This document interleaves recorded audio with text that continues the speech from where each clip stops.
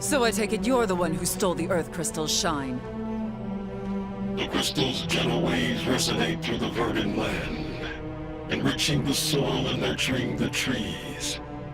Harvests are bountiful, and from summit to sea, people sing the praises of the earth. A foolish dream, no matter how much you wish it, that season will never come.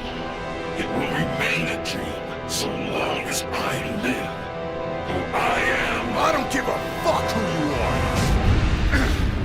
are! I am Lich, and I shall devour all that is good. I mean, there are worse ways to kick off a boss fight than that, right?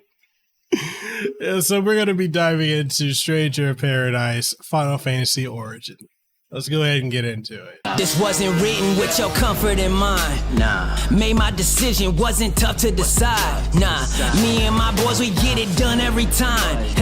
Gotta earn it, you can't just jump in the line. You'll get rushed to the side. I top my division, I've been building since I started. In the parking lot, I parked it. I came in while picking targets. My career cannot be tarnished. I'm a champion regardless. Celebrate, but this a different kind of lucha party. We are not alike. Before we kick this video off, I want to give a huge shout out and mahalo to Square-Enix for providing a review copy of Stranger of Paradise Final Fantasy Origin. So we're going to be diving into it and talking about this game because it's kind of interesting how it's a title that a lot of people, when it was first revealed, a lot of people had some mixed opinions about it, but I enjoyed it. I thought I was curious about it. You know, then again, I'm also not one of the people that tends to always go straight to a negative when it comes to a new game or new things being announced. So I was excited to see what it was. And from everything I saw back then, it was looking like it was a retelling of Final Fantasy 1. Well, it is. Spoiler. So we're going to be diving into all that and more. Before we do all that, make sure you like the video, sub to the channel if you haven't already, and ding the notification bell. That way you stay up to date on all the latest and greatest content that comes from this channel. If you want to support the content we do, head on over to patreon.com/Mekel Kasanova and become a patron today, or become a channel member here on YouTube. Also, with that being said, go pick up some merch on Teespring and TeePublic. And with that being said, let's go ahead and dive into this review of Stranger of Paradise Final Fantasy Origin. Jack Garland is a man of mystery that is driven by a singular objective: to kill chaos. He is joined by companions in Jed and Ash as they are all drawn to Cornelia for reasons that they don't know yet. They all have crystals and they are eventually joined by 2 more warriors of light. The question then becomes, why are there 5 warriors of light when there have always been 4?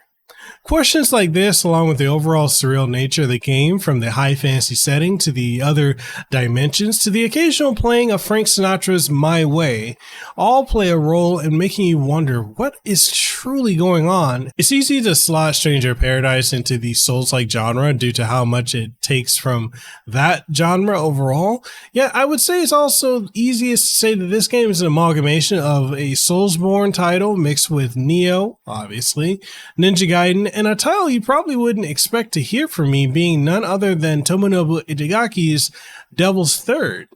Devil's Third? What? I know that's completely random, but the failed high-profile Wii U title, yes. That game has a very strong influence on Stranger of Paradise, as you can tell with how the main characters are both no-nonsense, straight-laced badasses with quippy asshole-like one-liners and decimate their foes in the most gruesome of ways. Stranger of Paradise is truly one of the most accessible games to come out this year with the Souls-like genre, and is easily a lot more accessible than something like Elden Ring. And it's also, to an extent, much more forgiving than that title is as well. The controls are very much Nioh and Nioh 2 with a mixture of Ninja Gaiden and Devil's Third, giving it a more action-oriented feel than what you would expect from something of the Souls series, which is slower and more methodical. You have your standard attack mapped to R1 and right bumper, with your heavier attack / magic attack being mapped to R2 and right trigger. However, it can only be used when you've built up some of your MP meter underneath your health after attacking some enemies, or by using this game's signature Soul Shield ability. The Soul Shield allows you to absorb certain attacks and to be able to use them to fire back at enemies, such as the fireballs from bomb enemies and other elemental spells. When it comes to the combat, you can customize the various attacks that you get to use by setting the various attacks you gain from leveling up your job class. Experimentation is key here. One thing I truly love is the glory kill like finishers that Jack does, which makes me think of God of War, Gears of War, and the fatalities of Mortal Kombat. Upon staggering an enemy a la Final Fantasy XIII, then you can press circle or B to grab them and watch Jack brutally kill his enemies in a way that would make even Kratos blush. It's such a callback to the Blade on Bone system from Ninja Gaiden 3 and the pedigree of Koei Tecmo and the bygone era of ruthlessly violent video games that would be deemed offensive in today's climate. Where this game differs from the Neo series is in incorporating the Final Fantasy series' signature job system, which also plays into the progression system as well. Each of the numerous classes has an extensive skill tree of which you'll need to master multiple job classes to be able to unlock more, as some will have multiple class requirements to unlock. And honestly, you have your typical job classes such as Swordmaster, Black Mage, Thief, Fighter or Pugilist, and Dragoon. But there are also some interesting new classes such as the Tyrant and Void Knight classes. There are a staggering number of classes offered here, and this truly is one of my favorite instances of the implementation of the job system in any Final Fantasy. Each of your party members has a default starting class and are also able to switch to other classes as well. The enemy variety is impressive, with you constantly running into different enemy types every few steps.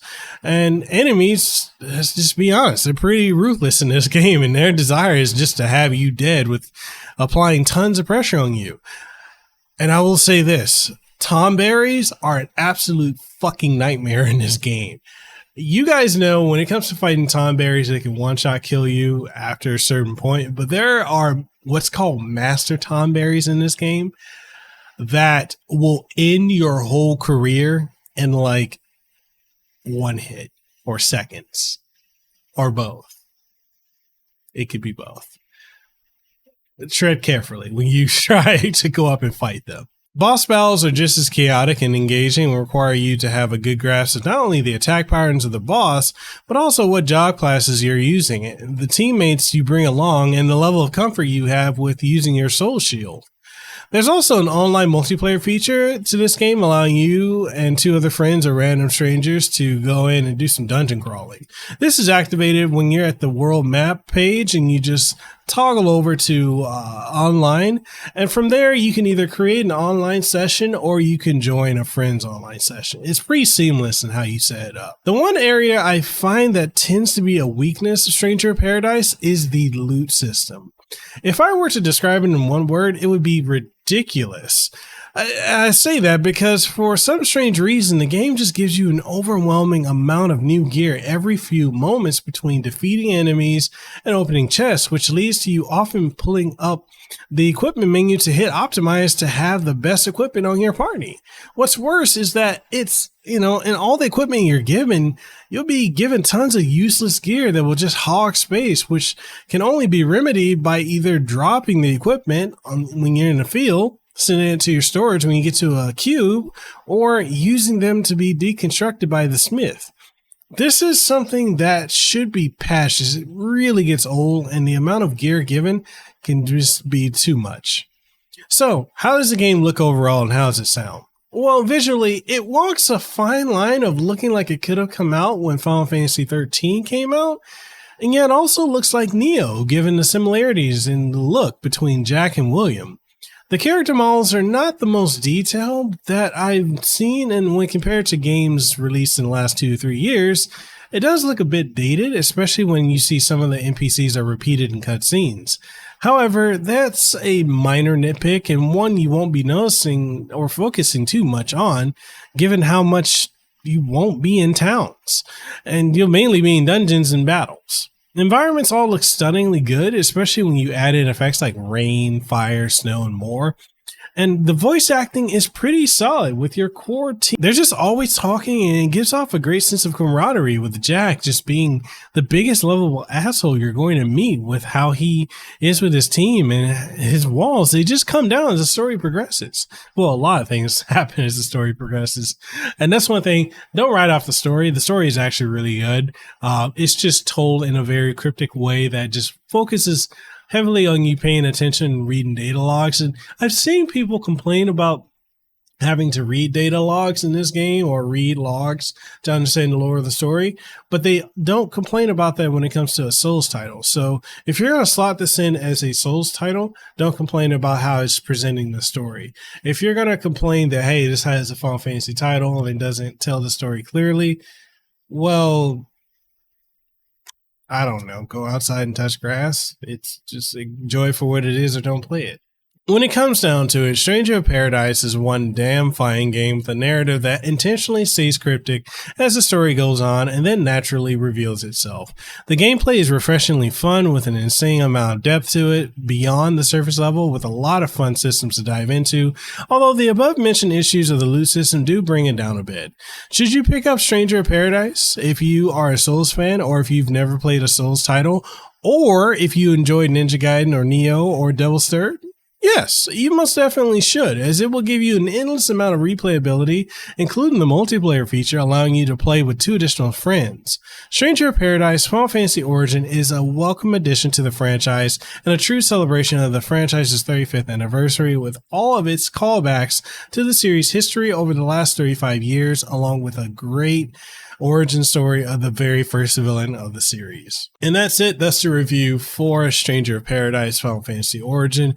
What do you guys think of the title? Have you spent some time with it? Is it something you're enjoying? Did you like the demo? Or, is this something that you feel let you down? Whatever your thoughts are, let's get the conversation going in the comment section below. And if you want to pick up a copy of the game, I will leave affiliate links down below, as that does help out the channel. No additional cost to you, but it does give a little bit of a kickback to the channel, which goes into the production and getting further things that I can cover here on this channel. All that being said, if you want to support the content we do, make sure you like the video, sub to the channel if you haven't already, and also make sure you head on over to patreon.com/Mekel Kasanova to become a patron today. You get a day early access to all the content that I'm working on, if not earlier than that, behind the scenes and input on upcoming projects. And also we've got channel memberships as well. All that being said, I'll catch you guys in the next one. I hope you have a blessed and aloha rest of your day. Be easy, stay safe, and I'll see you in the next one. Peace. Mahalo for making it to the end of the video, and if you found anything of importance or substance that you gained from watching this, make sure you leave a comment down in the comment section below. If you haven't already, make sure you sub to the channel and ding the notification bell. That way you stay up to date on all the content that you get from my channel, from podcasts, streams, reviews, impressions, reactions, and so much more. If you want to support what we do have channel memberships, we've got Patreon, we've got Subscribe Star, as well as coffee, which I would love to be drinking some coffee right now, which I am. That's some good coffee. But anyway, we got all of that, and we also have merch on Teespring and TeePublic, so make sure you go check that out. And all that being said, I just hope to see you in the next video that I put out. So hey, see you around.